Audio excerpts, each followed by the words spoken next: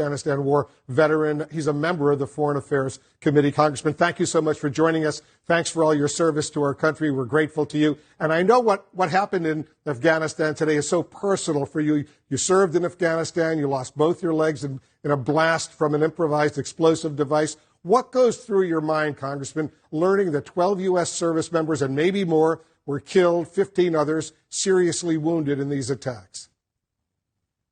I've shed a good amount of tears over it already today. Sometimes you just can't help it when you've seen a lot of folks buried. I've got a lot of rage going through me and truly against this president. Well, the president, he delivered his message in the last hour, and he had this warning to the terrorists responsible for this horrendous attack, saying, "We will hunt you down and make you pay." What does that look like with the U.S. Potentially in the next few days about to completely withdraw all of its troops from Afghanistan?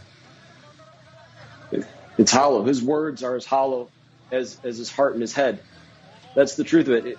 All of this goes back to missteps from the very beginning.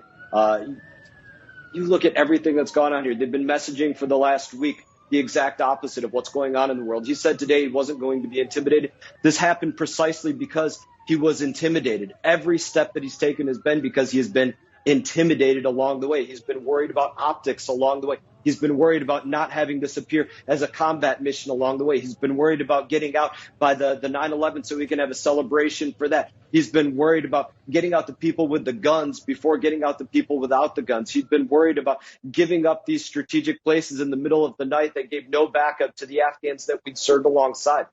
I could break things over what I'm seeing on this, and I don't believe a single word that comes out of that man's mouth.